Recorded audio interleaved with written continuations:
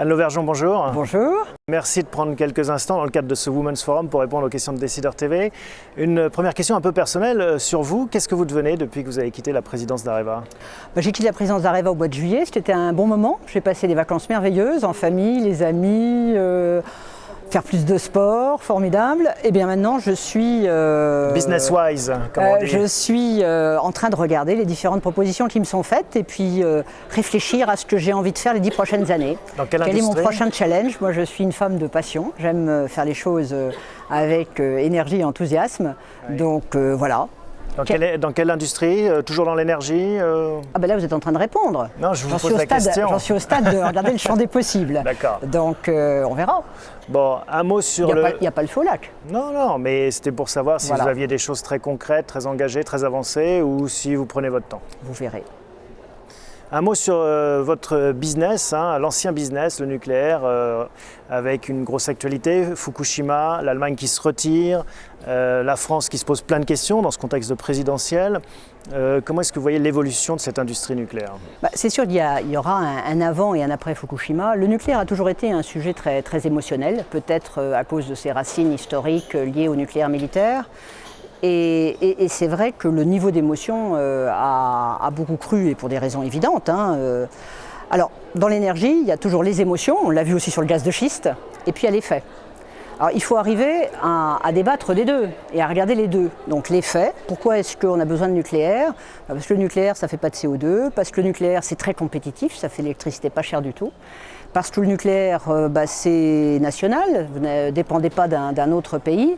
Et puis parce que le nucléaire, c'est une électricité qui fonctionne, enfin des centrales qui fonctionnent tout le temps, contrairement aux renouvelables qui ne font pas non plus de CO2, mais qui fonctionnent des éoliennes quand il y a du vent, le soleil Donc vous quand il y a du continuez à soleil. militer pour cette énergie ? Mais pour les renouvelables aussi, je pense qu'ils sont complémentaires et que toutes les batailles idéologiques sont un peu honnêtement dépassées. Mais il faut écouter aussi les émotions. Et d'un point de vue plus industriel, les retards qu'on voit sur l'EPR actuellement, notamment en Finlande, avec des risques encore de dépassement de calendrier, ça remet en cause Ça, faut poser aussi la question à mon successeur, qui était d'ailleurs en charge des réacteurs de mon temps, donc il connaît très bien le sujet.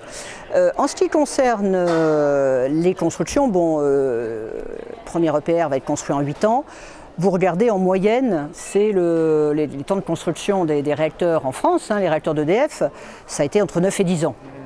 Donc pour un premier du genre, c'est pas si mal que ça. En plus, ça fait 1600 MW au lieu de 1300 ou 900, donc je trouve qu'en moyenne, c'est pas si mal. Sur la réindustrialisation, je sais que vous participez dans le cadre de l'EUMM, le syndicat de la métallurgie, à cette problématique. Comment est-ce qu'on réindustrialise le territoire français ?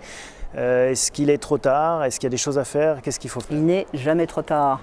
Quand je suis arrivé, vous me parliez d'énergie tout à l'heure, quand je suis arrivé dans le nucléaire, on disait que c'est une industrie ringarde et sans avenir. On voit bien que c'est une industrie qui s'est énormément développée, on a énormément exporté, on a créé plus de 30 000 emplois directs, beaucoup d'emplois indirects. Donc vraiment, je pense que l'idée que l'industrie, ça appartient au passé, qu'on peut vivre dans un monde uniquement avec des services, ça non.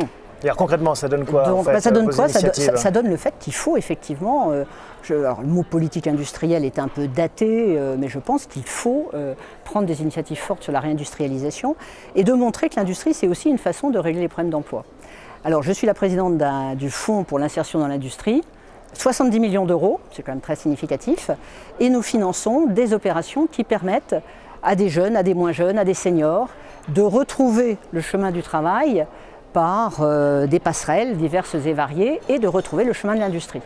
Et je vais dans les prochaines semaines et les prochains mois continuer, ce que je fais déjà, mais continuer à les visiter, des expériences que nous finançons et qui permettent de recréer beaucoup d'emplois. Donc vous savez, dans la vie, il y a les discours, il y a ceux qui parlent et puis il y a ceux qui font. Et moi, je me suis toujours plutôt sentie du côté de ceux qui font, de ceux qui agissent. Et donc, c'est pas la peine de se plaindre, c'est pas la peine de sortir les mouchoirs. Il faut agir sur le terrain et le faire de manière très pragmatique. Vous êtes une femme d'action. On se souvient de vous aux côtés de François Mitterrand. Vous avez été son Sherpa, comme on dit. La politique vous intéresse-t-elle toujours ? Est-ce que vous suivez le débat des primaires socialistes, par exemple ? Est-ce que vous allez y participer ? Je suis très intéressée par la politique. D'ailleurs, le seul... alors, je veux dire, c'est pas la politique, c'est la presse, mais les choses sont liées. j'ai accepté de prendre la présidence du conseil de surveillance de Libération tout de suite, qu'Édouard de Rothschild me proposait, parce que je pense qu'on a besoin d'une presse libre, indépendante et qui marche. Sinon, il n'y aura plus de démocratie. Donc, on ne peut pas, en tant que citoyen, se désintéresser de la vie de notre pays. En tant que citoyenne, vous participez aux primaires socialistes ? Ah, je ne suis pas aujourd'hui dans une activité politique. Non, mais en tant que citoyenne... En tant que citoyenne, je suis en tant que citoyenne. Bon, vous ne nous dites pas. Dernière question sur les femmes, le rôle des femmes. On est dans le cadre du Women's Forum. Est-ce que ça va dans le bon sens? Est-ce qu'il y a de plus en plus de femmes à responsabilité? Je vois sourire, vous pensez peut-être à votre sort. J'étais la seule femme dirigeante d'une grande entreprise. Je constate que c'est... Ça ne vous a pas réussi? Non, c'est terminé. Que ça ne me réussisse pas. Enfin, moi, je ne me suis jamais protégée parce que j'étais une femme. Oui, est-ce que c'est en tant que femme, voilà, ça le débat. Mais c'est quand même très étrange que vous voyez qu'effectivement, il n'y a aucune entreprise significative d'une certaine taille en France avec une femme à sa tête. Comment on change ça?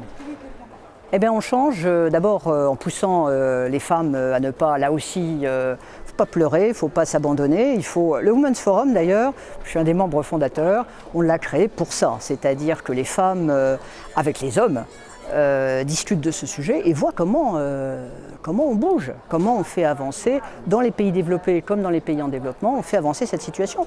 On croit, je pense tous et toutes, enfin toutes et beaucoup de tous, que le monde serait peut-être sûrement meilleur si les femmes étaient un peu plus impliquées dans les grandes entreprises, mais aussi les gouvernements.